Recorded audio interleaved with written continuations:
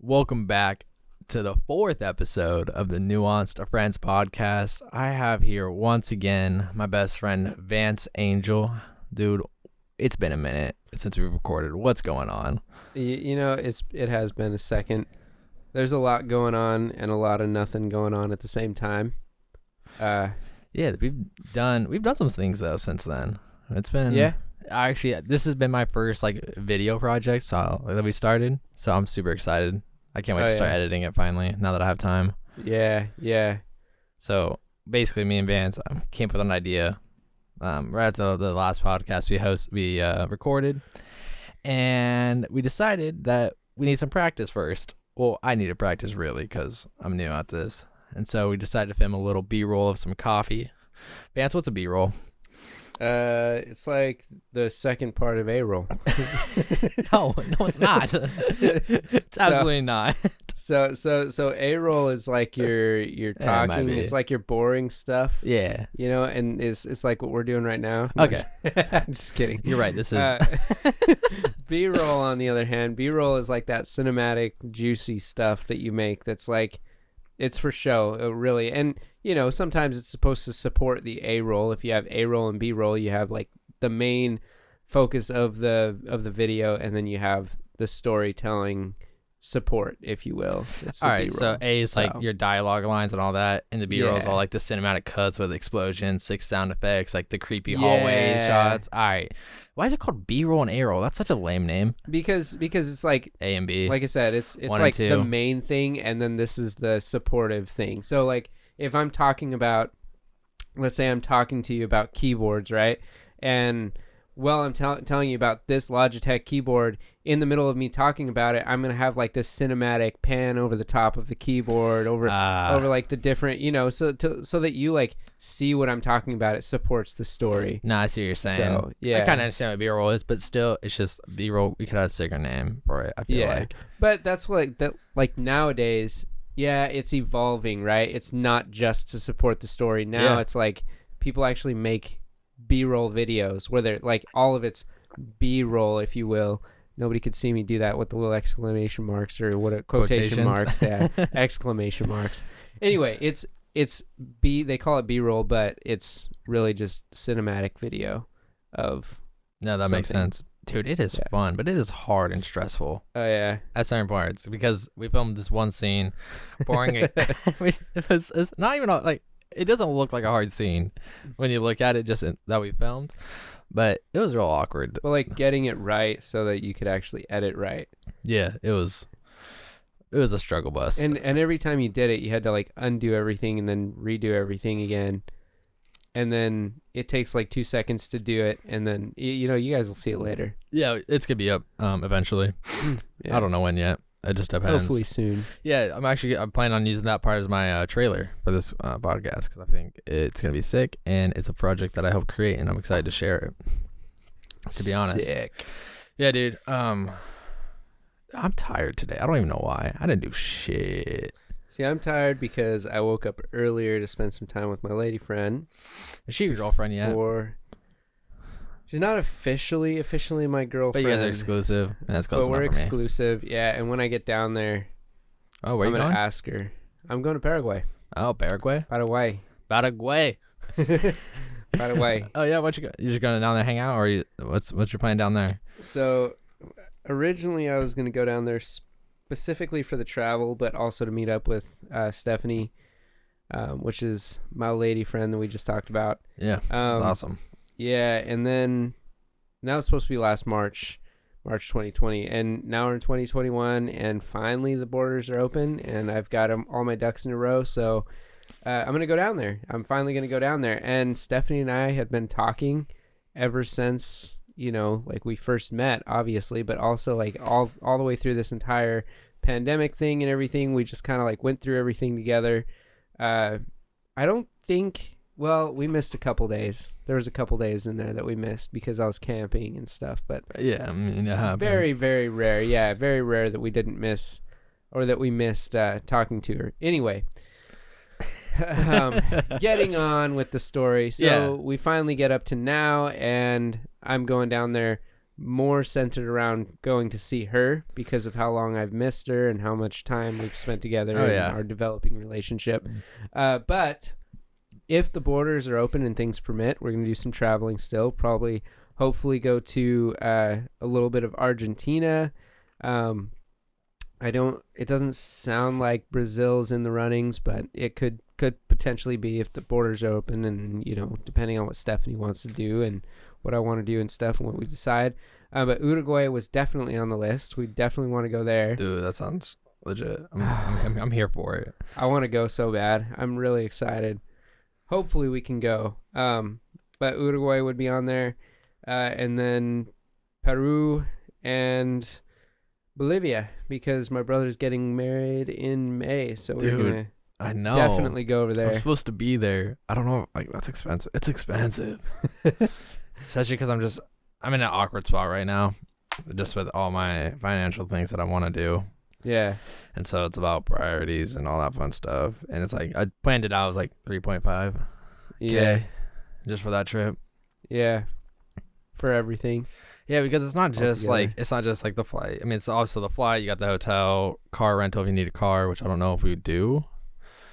No, you wouldn't really need a car. Not really sure. And Varric's not the best at getting around with details, unfortunately. Yeah, you wouldn't really need a car. Yeah, I still have some questions to ask, but then you got to also get COVID testing, which they found out, Varric and his fiance found out recently, before you can head over there. You need to get COVID testing. You can get it for free, though. Yeah, but I'm just saying, like, you still have to do that. But yeah, there's some other things. Like, I saw, like, passports and all that fun stuff. If you don't have it, obviously. Yeah, if you got to get a passport, you're already a little behind. My first time leaving the country, I bought a flight to the Philippines, and it was only like 2 weeks away. And then I was like, crap, now I really got to get my passport. So I kind of did it the other way because I knew if I had a flight in hand and I put money out there, then I was like, now I had no choice. I have to get that. So yeah, exactly. No, but yeah, I want to get my passport visas, anyway because I'm trying to go to Europe as soon as possible as everything permits, Yeah. Just because, dude, it just looks so cool. I want to go to Norway. Oh yeah. I want to go travel. Stephanie and I are gonna go to Norway. Dude, we should link that up. We could totally do. That would be we were fun. Thinking, we were talking about first, like, I'm gonna go down there and everything, and then we're gonna, like, depending on how everything goes, we're gonna decide what we're gonna do after that. But it could be like she could come back here to the U.S. Dude, I hope you guys do that for a second. Norway, like, that way I can meet her and we could all hang out and just, just do some. I have so many, like, just crazy ideas now that I've started. Yeah, I'm excited. I'm excited for you guys. So one of the things I'm excited for is when I get down there, there's some pictures that I want to take. There's these two Instagrammers that I follow called what are they called? They're I don't want to say it's nomadic. Now all of a sudden it just, like, disappeared. It was in my head and then it's gone. Poof, so some traveling photographers. Anyway, they're just a couple of people, like a couple. Yeah. And they take pictures of them being a cute couple all around the world. And, like, one of the pictures they have is, like, he's, like, hanging out out of the side of a train while they're, like, going across this, cliff edge. And then she's leaning onto him while he's holding onto the rail. She's leaning onto him and, like, trust. Kissing him. And they got this picture. Trust. I'm like, that's what I'm talking about right there. That is a sick you better photo. start working out. So sweet. But, like, my point is, no, I get your point. That's pictures, a sick photo. I want to take cool pictures, like romantic pictures, but also, like, cool travel romantic pictures. I'm excited. You always take good pictures. I mean, it'd be sweet. If you guys haven't checked out his Instagram, you totally should, because, dude, his photos look good. Oh, yeah? Yeah. Your photos look good. Oh, thank you. I always like, I'll check it out. I'm not on social media very often anymore. YouTube's probably my biggest one. I haven't been on as much as I should be. Yeah, same here, especially since I do have my own photography channel, but I'm not linking that in the description because those are some old photos now, and I don't approve. I'm not going to delete them, but I just don't approve, is what I'm saying. Yeah, I got you. And I haven't done anything, but this summer I have some plans to go on travel and get some cool pictures and really work on it and actually get creative. Yeah. It's hard. And try new things and, like, just take a lot of pictures. One of the things for me is just that I'm not I'm not taking as many pictures as I should be taking. Yeah. So, and also like I'm getting more and more picky and more like, oh yeah, my photos all suck. You know, dude, I'm not even that picky, and I still think my photos suck just because I follow the best of the best. I watch the best of the best. Oh yeah. Oh, dude, guess what? What's that? Side note, I was thinking just about photos and videography and all this. I got one of my boys who has a YouTube channel. Oh yeah. Dude, I got him to. We're gonna talk about his channel here soon. Okay. I'm so excited. I just want to drop this next episode. That's gonna come out after this real quick. The following week, I'm recording an episode with my boy Josh Winiarski. If you haven't followed him, if you don't know about him, look him up on YouTube, Josh, and then just type Winnie, like WINI, I believe. And he's like very similar to you. He's started doing a lot of B-roll and all this like photography. Yeah. And just has built a YouTube channel, and it's gotten big since I've last checked out. Like big for what I would think. Like if I had as many subscribers as him, I'd be pumped. Yeah, It's like that type of big, you know? And so I'm super excited. You're like, oh my God. But like, yeah, well, just another person who's doing the live, you know, actually doing it. Yeah, just going for it. And I think you guys would enjoy each other. Like, if you watch his stuff, like, I can get you guys in contact, and you can work with him. I think it'd be sick. So down. Yeah, he's in town actually right now. Really? I think he'll be over here the 24th of this month. What kind of niche is he? Daniel Schiff. Daniel Schiff. Or what is his name? Daniel. I don't know. It's not his last name's not Schiff, but it's like is he travel based or? Not quite. I think he just doesn't have the. Not the same. He's not like. No, he's not like Peter McKinnon. More like video, film, commercial style. Okay, sick. But sick. still like that artistic realm of that, and I think it'd be sick. Oh, dude, I'm so excited about this coffee video we shot. I can't wait. We still have to shoot more though. which is fun, but yeah, we shot like 5 hours that first day. Yeah, I mean, I guess it wasn't actually shooting for 5 hours. We had to set the set. Yeah, setting up. That was the first time I ever actually built a set. Dude, that was that was my favorite. Oh, dude, I got a new book I gotta show you. Oh yeah. That with a nice like the binding. Oh yeah. It looks good. Barnes and Noble having a sale, so if you need to pick up some props, they're a little expensive. Ooh, but Barnes and Noble's doing a sale? They're like $25. I got to get over there. They're like $25, but it's like, you know, the bookshelves they see in movies that have the really nice. It's not like the complete leather ones, but they have like really clean, nothing like crazy or weird, but it's like the clean like design on it. Yeah. I'll show you after the podcast, but dude, they look good. I'm excited for them. So I'll have to show you that. But yeah, dude, setting up that set was interesting because we didn't go out and buy anything. Actually, we bought one thing for this. Oh yeah. That we didn't already have. For the table. Yeah, we just bought. It was like $25 for some floorboards, basically some wooden floorboards, and I actually took that idea from Josh. Oh yeah. Yeah, I saw his video on it, and I was like, dude, that's genius because it's portable. Yeah. And like that's I said, sick. Well, we spent like 20 minutes just setting up the floorboards, just to get an idea if we wanted to cut a piece or not. Right. And we were just talking and just getting an idea of everything else. But no, we just used like books that I had, some random objects, some coins. Yeah. Like super random stuff. But we built a really cool looking little set for the intro. For the one shot. For one shot. What was like a 10-second shot? Yeah, it was a 10-second. But like that shot combined with the sound, combined with like what happens afterwards, like all that set, you would never know that's a set. No, I would not have, unless because I built it, obviously. Yeah, but. You built it, so you know it's a set. But if you're watching the video and you're like just watching the story unfold, you don't know that's a set. Yeah, no, it's like it looks good. All right, I'm down. I really want to build a little nightstand now with all that stuff on it. Yeah, because it just looks cool. Because it just looked nice. It just looks nice. Like it's fine. That's cool. It looks like just a cool little nightstand, you know? Yeah. But yeah, no, that was a lot of fun setting that up. Yeah. And then this next shots were a lot of fun, dude. Can we just talk about coffee? I freaking love coffee. This is going from like a basic boy who only got it frappuccinos from Starbucks back in, what was it, like 2017? Back in the day. 2017. Tracer was only getting frappuccinos at Starbucks is where I was at, all right? And now I'm waking up every morning because I finally got myself a Chemex and all the nice stuff. Well, not nice, but like the stuff to be able to make a decent, make a good cup of coffee. To make a really good cup of coffee. Like an actual cup of coffee. You got so I got the Chemex, the filters. I finally got myself a can't think of the name. You're talking about the kettle. Kettle, yeah. Yeah, I finally got myself a coffee kettle to pour. I'm super excited about that. I'm actually gonna get a new one, so I'm gonna use the one I just bought for camping because it's just more of a durable, like stainless steel. Right. I'm gonna get the Stag. It looks so clean. Oh gosh, dude.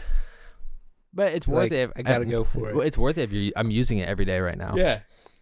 And I'm dude, it's awesome. Yeah, that's how I am with the AeroPress. Like, dude, the AeroPress, I still have it, by the way. Really? Yeah, I have yours. Oh, okay, that's here. where it went. I was like, I was kind of getting irritated because I didn't know where I put it, and I figured when I moved rooms, moved rooms, that I figured that it was probably somewhere in my stuff, and I haven't found it yet. I have it. Sick. Okay, that's a big deal. Anyway, as we were talking about coffee, yeah, so I went from Frappuccino to pour over. And let me tell you, that was a journey. Because like right after high school, I was like, I need a job. And I didn't know what I wanted to do. And there wasn't a lot open. So I went to my local coffee shop. I happened to talk to a manager because I really liked Roasters Coffee where I worked. Talked to a manager, like, dude, you should totally apply. Like, you seem friendly. And so I applied and I started working in 2017 there. So yeah, that was the start of it. What about you? Where'd you start with coffee, huh? All right, so my story was I was a banker, and I went to Roasters actually all the time. I went to Starbucks sometimes when I didn't feel like going to Roasters. So there again, you're like running into the same thing. I didn't know what I was ordering most of the time. I was like, I don't know, give me a Milky Way, like you look at that menu and you're just like. And then when I went, and then when I'm like, huh. And then like the Milky Ways. Yeah, and then I go over to like Starbucks and I'm like, can I get a caramel macchiato? Because it has the word caramel in it. Like it's got to be sweet. Is what I'm saying. Yeah, it's like it's gonna be sweet. Like it's not gonna be because I didn't know coffee could taste good. I didn't know regular coffee could be good because. My family, we had Folgers for a long time, and then we slowly upgraded. So now I tasted coffee, and I was like, nah. The only reason my family drinks good coffee now is because, well, I don't want to take all the credit. My brother definitely has something to do with it. It's you and your brother. He wouldn't have been into coffee without you. Yeah, exactly. So no, I totally understand where you're going, but yeah, we both started our Roasters. Yeah, and I remember I remember the day I was working as a banker for a while, and then that didn't end up panning out. Like things happened. Dude, you got screwed. Yeah. I heard that. We'll have to tell that story another time, but gosh dang, you got screwed. But I think that's honestly the best thing for you. Yeah, it was 100%. Like, and I just looking remember at where you're at right now. Oh yeah, I think. Yeah, I'm so glad. I'm so glad that I went down. I met you. That road ended up happening. But yeah, no. So like I remember like walking out, sitting in my car, and I was like, I'll just go work at Roasters. Yeah. Like it wasn't like I'm gonna go apply for Roasters. It was like I'll just go work at Roasters. I drove over. I like printed out my what do you call it? My resume. Yeah. And I drove over the next day. Went to the G-Way shop. I walked in and I was like, hey, I have a resume, and I was talking to the guy. He's like, oh, that's this guy over here. His name is Jarek. He can take it from you. And I was like, Jarek. I walked over to Jarek, and Jarek, he's one of the bigger managers and stuff now. But I walk over to Jarek, and I'm like, hi, Jarek. I'm just here to drop off a resume. And he's like, what time are we supposed to meet? And I was like, I don't know. He's like, have a seat. I'll be with you in a minute. So I sat down. Heck yeah. And he started talking to me, like just having a conversation. Yeah.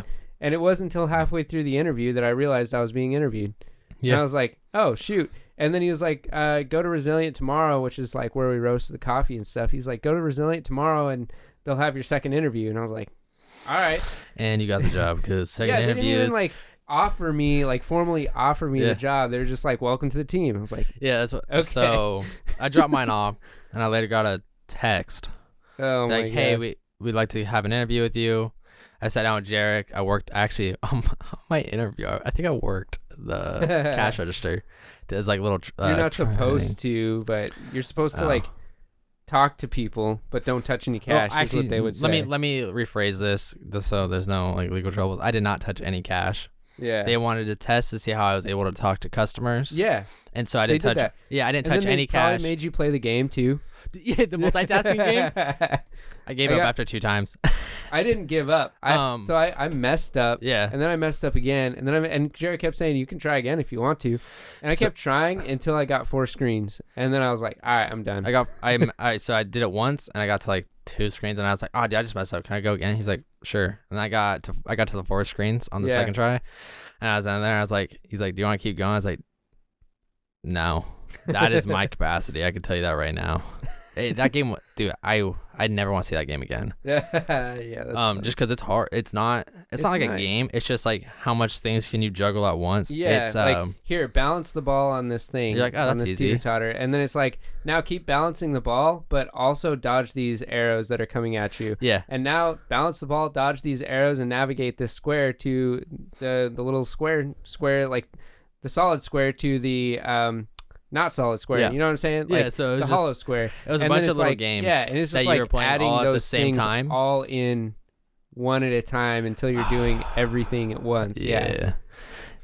It's good. I mean, you gotta give them credit. It tests some people to like just quickly switch their focuses back and forth. So it's, I mean, at roasters, that's what you do all day. Oh, that's all you do. Like, you're steaming your milk while pulling your shots while setting your blender and taking an order. Yeah, but anyway, so we're screaming. Orders are being screamed out all the way across, left and right. And so you just focus on, like, it feels like a million when you first start. It feels like your head is cut off and they're like, good luck. Yeah. Huh?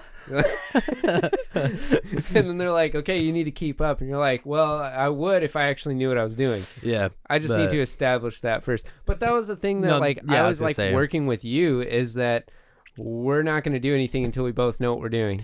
Yeah. Then so we're going to do everything. by the time we started working together, I was pretty well into it. I was a few months in. Yeah. And so it was rough. I met your trainer, by the way. Who's my trainer? The girl she's over at G-Way now. I can't remember her name. Polly? No, not Polly. Oh, I don't know. It was another girl, but she was like, wait, you worked with Tracer? And I was like, yeah. And she's like, I love that kid. I trained that kid. Aww. And I was like, dude, I miss. All right, so there's something about roasters and the people that were hired and worked there. Something about them, just dude, they're genuine. Oh, yeah. For the most part. Yeah, they're totally genuine. I mean, not everybody's obviously genuine at a company anywhere you go. But no, it was so much fun for a long time. But yeah, so that's when I first learned how coffee was made en masse, I guess. Yeah. Anyway, long story short, that's where we both first like tried coffee this. Dude, baristas remember? All right, hold born. up. Yeah, we were born as baristas. Do you remember? So this first time you tried that espresso shot with Ben, did he make you do that when you were training at Resilient? I think he did. He made you try 3 different ones. Yeah. A short pulled shot, the over extracted, the under extracted, and the normal. The normal. Oh yeah, my, dude. I was like, this is why I don't like coffee. I don't know what is so appealing about this. But yeah, so I mean, it was about 6 months of that, and I was just trying different coffees because I knew what I was doing, and slowly was learning more about how to adjust the coffee, and I was tasting shots all the time to the best of my ability at the time because I was like, oh man, none of this tastes fantastic. Well, and it was exciting because of how complex it was. Oh, dude, coffee's I would never would have guessed when I was 18, when I first started working there, I would never would have guessed coffee was as complex as it was. Yeah. It's like wine. Yeah, no, beer. that's why I like I'm not talking like cheap wines and cheap beers, but like craft. I can tell if my barista is good by the sound of the milk steaming. Like the minute I hear that steam wand crank on, like give it about 4 seconds and I'll already tell you how good that barista is. Like if they're a good barista or not. Yeah. Also, like I can tell by how clean the espresso machine area is. Like if that's a good barista or not. Like if it's a sloppy area and I know that like this place isn't even busy right now, I don't even want to buy coffee from that place. But if it's clean and there's like a fair amount of business and they crank that steam wand over and it starts steaming and I go, oh my God, this guy knows what he's doing. I'm going to drop him a 10 right now. Dude, that's fair. I like that. Yeah. Because like, you know what I mean? Like there's so much going into that espresso. Yeah. I used to think, why would I ever tip a barista? Like, what do they even do? They just You just make a drink. Like, Yeah. you know what I mean? But now, like, I understand, I respect it so much more that when I know somebody's doing it right, I'm like, yo, dog, okay, here.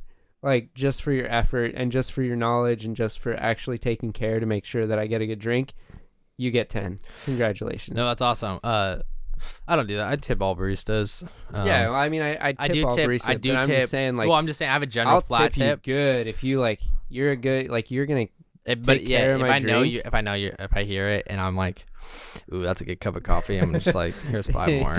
Yeah, I'm just you know like, what I mean? You know what? Like, You earned it. You actually took the earned time to learn. that Anyway, tip. Yeah. yeah, dude, coffee is wild. Let's talk about. I want to talk about the beans first because that's where it starts. Yeah. The freaking beans. The beans. The coffee itself. The coffee. The legend. The green bean himself. Coffee. Yeah, Green coffee. bean. Coffee beans are green. Don't you forget it. They are green. That was actually a huge shock to me. I don't know why. I just remember, like, I always wondered what, like, coffee beans, what made coffee beans. Like, Yeah. I never really, like, I didn't know. All I remembered seeing is, like, these weird things folded in half is what they looked like. You know, like, what in the world is that? Yeah. It was, Almost like a seashell. Yeah, it was. Yeah, You know, it's like. Yeah, for sure. But but then when Ben's like explaining it, like, oh yeah, it's actually a tree, and you're thinking, oh well, they're picking beans off of this tree, right? And it's Yeah. like, but it's a cherry, and the cherry's this big, and you're like, cherry, bean, hold on, and then he continues a little further, and he's like, so they take the cherry off, and they pull the seed out of the cherry, and there's your bean. And I was like, wait, so it's not a bean? It's is a what seed. you're telling me? Yeah, it's a seed It's a seed. Like, who decided? or a pit if you really want to be it. Yeah. Well, okay. So not to go too far back, but did you ever know, like, how they discovered coffee? Not really, to be honest. There were, like, these shepherds taking care of sheep. I believe, I'm not 100% sure on where in the world it is, but I want to believe that it was in Africa somewhere. I mean, that would make sense in my brain. Yeah, because, like, it mostly started, coffee really came out of Ethiopia, or, like, that area. Yeah, is where it was, like, born, where the Arabica bean was born anyway. Which is the good quality coffee, right? Oh gosh. So anyway, they were taking care of their sheep, and they started noticing their sheep were just wired. They were, like, bouncing off the walls and just, like, all hyped up, and they're like, what are they eating? You know? Yeah. And then they figured out they were eating these cherries, and they're like, oh, okay. Well, and then they started eating the cherries, and, you know, lo and behold, over time, they eventually figured out that if you take that seed out of that cherry, you cook it, and then you crumple up into little tiny bits and run hot water over it, and then drink it. It's even more effective. There you go. Caffeine. Yeah. Yeah. So it starts out as a seed, and then they come from all over the world, which is crazy. Yeah. The very specific climates. The way actually the coffee flavor is crazy. How the climate, the soil, the altitude, all of that affects the taste. Yeah. Yeah. Everything from, so like starting with just altitude and, you know, basics of variation. So like you have your primary varieties, if you will. Varietals is the word I was looking for. You have your primary varietals, you have your Arabica, and you have your Robusta, which Robusta is pretty widely known as, you said it earlier. Yeah, it's Folgers. Robusta equals Folgers. Think coffee. of like robust, and when you think of robust, you're thinking like machinery. Yeah. So that's Robusta. Yeah. Funny thing is, Arabica is the nicer stuff, and there's a reason why. But Arabica is the nicer stuff, and it was born from two Robustas. So like two Robustas got together like and got it on, and then, you know, out came the Arabica. These two cherries are getting on it, dude. It was. You ever see those double cherries? Yeah. They're like together. Yeah, they that's what popped open. happened. Oh, there's 3 seeds in there. Wait a second. What's the center one? That one looks different. Huh? What if I cook that one? And then they realize, hey, this Ooh. actually tastes good too, No, though. yeah. Like, it doesn't just give me caffeine anymore. This one tastes good. Yeah. No, that's dangerous. Now I want it. Yeah. So it comes to that, like, yeah, elevation. Yeah, and elevation. So that's like one of the big things about Arabica is they grow better than Robustas do in higher elevation. Yeah. and it takes longer because there's less oxygen. It takes longer for the plant to produce the bean. So that's more time for the plant to pack more nutrients into that bean and therefore make it more dense, which also has factors to play in the roasting process later down the line. But also loads it up with more contents of like what you're going to taste and what you can get out of it. Yeah, dude. What's your favorite area of coffee? I'm going to say Kenya. Kenya, really? Oh. What note that comes from Kenya? All right, yeah. So 1 second before I go into what areas. So each area has a origin. Well, yeah. So origin of where this bean comes from, like Ethiopia, Kenyan, Peru, Hawaii has their own coffee, which is not too bad. Yeah. Anyway, it's all over and like really the equator climates almost. Yeah, it's different climates, different soil contents, and different altitudes. But anyway, I was going so like stuff. each one of these areas kind of has like a particular taste that they all have. Like it's really weird that way. Oh yeah. If something comes from Ethiopia, they may taste like wildly like different, so to speak, like in like quotations, like different. You know what I'm saying? But they have a certain like element to them. They're like, oh yeah, that's definitely an Ethiopian, right? Or like a Kenyan, which aren't those typically brighter? Yeah, they're brighter, more acidic. As what I mean. They're a little more acidic sometimes. But like the Kenyan, one of my favorite Kenyans that I ever had. I can't even remember what. I just know it was a Kenyan. That's all I know. But that's unfortunate. Yeah, it's very unfortunate. But it literally, when I drank it, it literally hit me, and I was like, "What is that? It's so good, but what is that?" So I don't know if you've ever had strawberries and like ate the whole strawberry, including the little green part. No, never eat the green part. Yeah, that's dangerous. I eat the green part. That's poisonous in my mind. I know eat it all the time. I know it's not poisonous, but like I'm just like green, not for me. Broccoli, poisonous. Exactly. That's my point. Cauliflower, poisonous. No, but it's not green. It's close enough. It looks like broccoli. You bleached it. That has bleach on it. I know it. Poisonous. Yeah. So anyway, it tasted like if you ate that strawberry with that green part on there. Interesting. That's cool. It was that sweetness of strawberry. Yeah. But also that kind of like greeniness. Of that green bit. But it had to have that to get that much strawberry. Like it was so juicy and so like you drink that just one sip and you just like sink into your chair and want to just like cuddle under your blanket and watch a movie and go to sleep. I need to go buy some more bags of coffee because I have one bag and it's actually pretty good. I'm not gonna say what it is, but cue the mouth watering right now. All right, so my favorite is definitely Ethiopian. Which one did we carry at Roasters a lot? That was always really good. What area is it from? Do you remember it by any chance? I'm forgetting it. So I'm trying to think. Like what we carry at Roasters a lot. Yeah, it was like our like Ethiopian when it was resilient. When we had that Ethiopian, it always flew off the shelves. Oh. I can't think of the sub-region name. Yeah, I can't think of it either. I think it started with a Y. Yirgachev? Yeah, Yirgachev. Pretty sure it was Yirgachev. Yeah, Yirgachev is a popular Ethiopian one. This one, so the Yirgachev, I've had a lot of different flavors out of them, but my favorite one was when it has like the blueberry notes. Oh, yeah. And the dark chocolates. Yeah.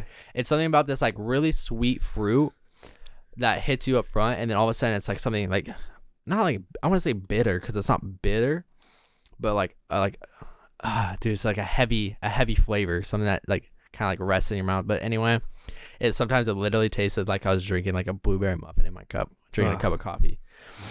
My mouth is watering because I really want a cup of coffee now. I just want one. But yeah, dude. So like you said, like yours was like strawberries, mine was like blueberries out of a coffee bean. Yeah, damn coffee bean. Yeah. Yeah. So. Yeah, anyway. it's like all those nutrients that were in that soil packed into that bean over a long period of time because of the higher altitude and then because of the climate. And then on top of that, how those nutrients were processed and put into that bean based on the variation of plant. And then you have the roast. Well, no, but even before the roast, you got the washing style. Oh, yeah, you have the washing. There's 3 different washing styles. There's natural. The main ones, anyway. Yeah, there's 3 main. There's natural, which they kind of just let the bean sit there and just shrivel up first. Yeah, shrivel up first. You have like fully washed, or is it just called washed? It's called washed. Yeah, where they basically wash the bean out. They wash everything off. Yeah, and then they dry them out. Yeah. What's the middle? What's the other one? It's like semi. So there's washed, there's naturals, and then there's honey process. No, there's a different one I was thinking about. One that Resilient normally uses. It's like in between both of them. I think there's a semi-wash. But what's this one you're talking about? The honey process is like, it's kind of like the natural in the sense that you let the oxidization process begin, and basically if you ever take a fruit and you just let it sit there on your counter and you watch it eventually melt basically, and it gets all ugly and nasty and turns green and like melty, squishy, basically all of that, and then you take it and then you like clean it after that. That sounds good. Yeah, all that Weirdly stuff is enough. basically, it's marinating in the fruit is what it's doing. And so honey process and naturals are two of my favorites, but they're also the most complex coffees to roast. Yeah. Natural's my favorite by far. Because when it's good, it's good. Yeah. It is top notch in my opinion. Yeah. So when you nail it, but when it's not good, oh God. Oh God. It tastes like a raw vegetable in your mouth. Sometimes, dude, I've had some gross coffee in my day. Because we did a lot of trial roasting. But yeah, so next step, it washes and goes to roasting. Yeah, and then it goes. So you go through all of those processes, and it's so crazy. So most people don't realize, from the beginning to end, it's about 400 man hours per cup of coffee. Damn, I didn't even know that. And I worked in the coffee industry. 400 man hours per cup of coffee. That's dude, and we get that all for $5? Yep. That's crazy. And think about that, and then think about how much love you're putting into your coffee next time you drink it. Yeah, I put so much love into all my coffees. You know that what I mean? I personally make. Yeah. Because there's something special about. It's almost like meditation when I make my own cup. And we're like the finishers, as baristas or as even just like people at home making our coffee. It's like everybody doing like it's like a basketball game. When they're going down the court and they're banking it off the glass. Multiple times, and we're like the last guys like at home just slam it home.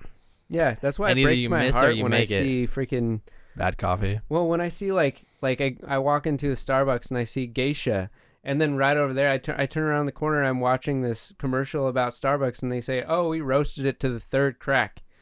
I'm like, "You what?" That's dust, my friend. You just took the specialty, most special coffee. Like a geisha is so expensive and so delicious. I've had one cup of geisha. I've had not even a full cup. I've had a few sips. It's insane. It blew my mind. It's insane how it's so good. The reason why juice. It's not my favorite, it is like juice. The reason why it's not my favorite, I can't afford it. Oh yeah. I mean, well, when you consider $10 an ounce, like you get an 8-ounce bag, you're paying $80. Congratulations. I can't afford that sustainably right now. Like you're talking a tenth of most Americans' paycheck right there. Yeah, it's expensive. It's rough, but so we go to. Roasting. Roasting's interesting. That's a whole deal in like 40-hour lesson on its own.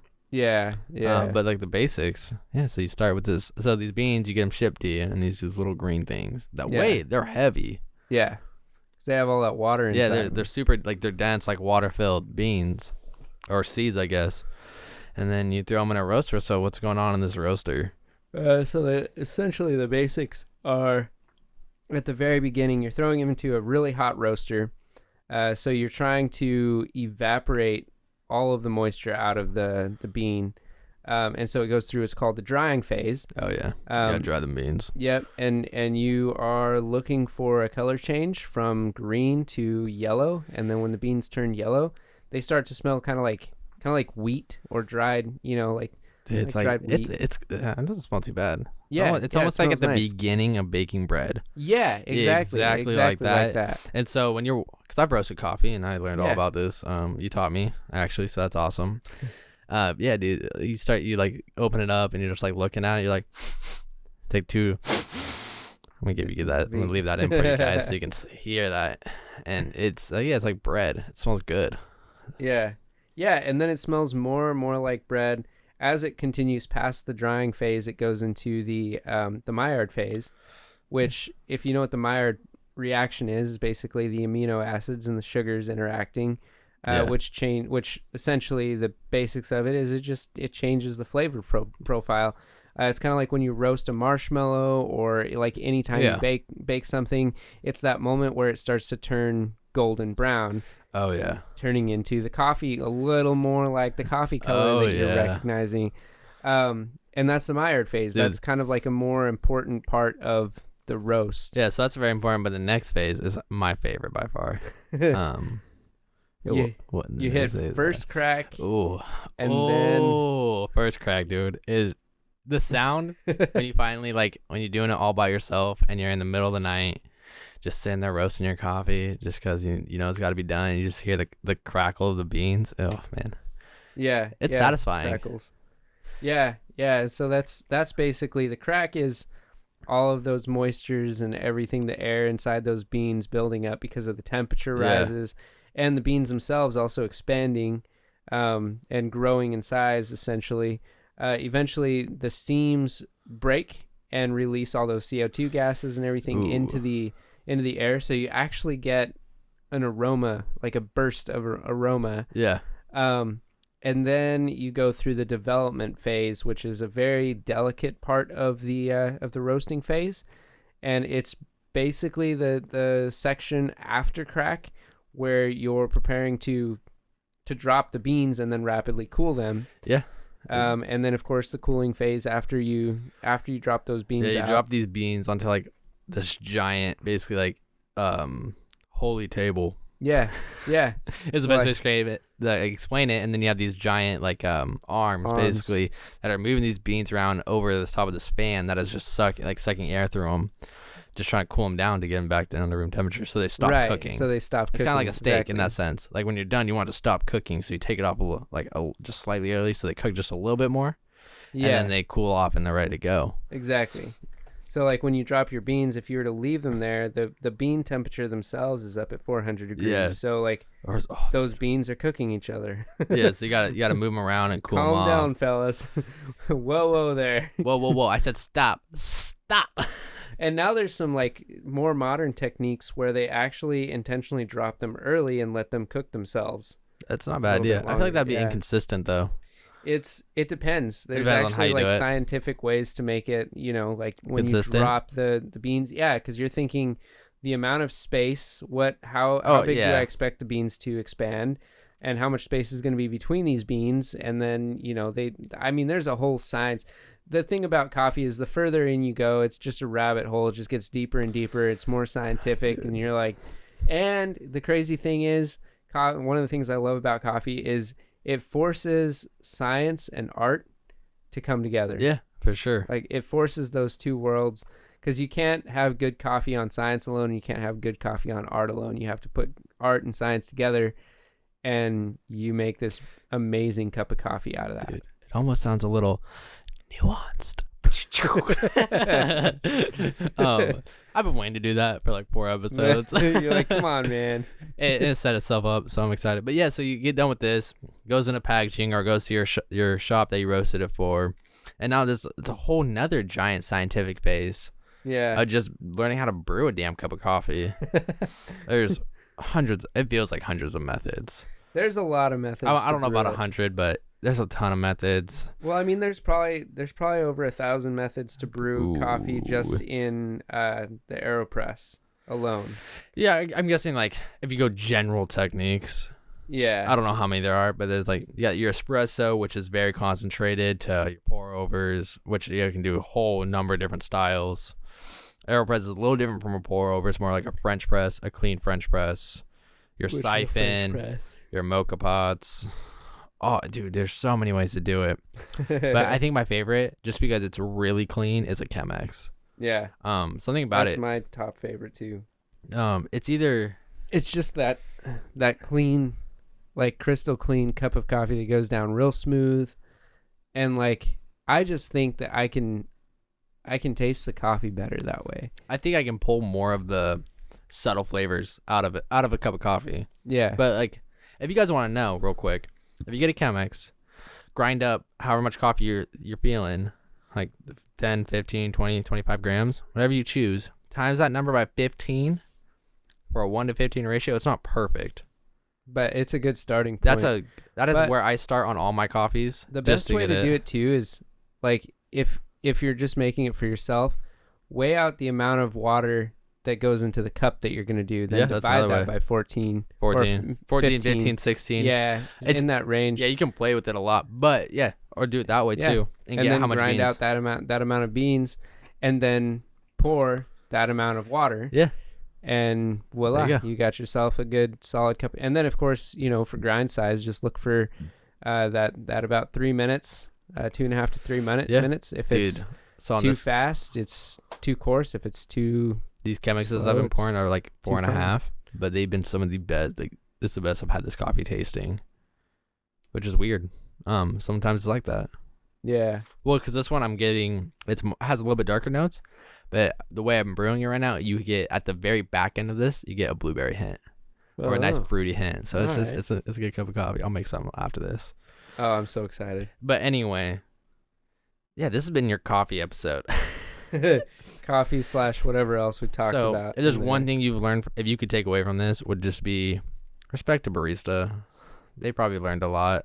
Give them some knuckles next time you see them. Yeah. If you can't tip them, that's fine. They appreciate your knuckles. Yeah, just smile. Ask for it politely. They will treat you 100% better. I guarantee it. Yeah. Yeah, no, I know I do. I love when people come in and they just have a positive attitude with me. They smile. They I like to see people try their coffee in front of me and then turn around and be like, dude, I really enjoyed this coffee. That's why I love a cafe. That's my favorite. So there's drive-thrus and cafes, obviously you guys know, and I've worked at both. Drive-thru's fun if you're just fast-paced and really want to hang out with a coworker and just make coffee together. Yeah. Cafe is a whole nother experience, and you get to see the joy on people's face when they do take that sip, and they're just like, or when you pour that little latte art, and they're like, oh yeah. Then they take it and they start taking pictures, and you're like, yeah, I just did that right. Yeah, it's like they're about to tell all their friends about what I just did right there. Yeah, it's so cool. Oh, dude. There's also local events for coffee, time to time, or just around. Not right now because of COVID and all that. Yeah, that thing. But when this is all settles down, you should definitely guys go look that out, and you guys can go see some amazing baristas, and it's a good little trip. Sick, dude. Thanks for coming on the podcast. Yeah, absolutely. It's always fun. Dude, it's so much fun, and I love coffee, and that's how we met, which is crazy. Yeah. Coffee brought these two dudes together. Yeah, these two random tokers, midnight tokers, jokers. Inside jokes. Oh, I love them. Yeah, well, thank you so much for listening to the Nuanced Friends podcast. If you guys liked the episode, please hit the like button. If you guys have any questions or comment even about coffee, just leave a comment down below and subscribe for the next episode. We got Joshua Niarski, which will be a very interesting episode if I do say myself. Vance, thank you so much. You want to plug anything? Are you about to do anything? I think that sounds like a good wrap. Don't forget about his Instagram. What's your Instagram one more time? Full Lantern, FULLANTURN. Yeah, and then don't also forget I'll have a channel trailer coming out here soon-ish. Yeah, we're gonna have that B-roll that we were talking about at the beginning of some coffee, and I'm excited. Anyway, thank you for listening and have a great rest of your day.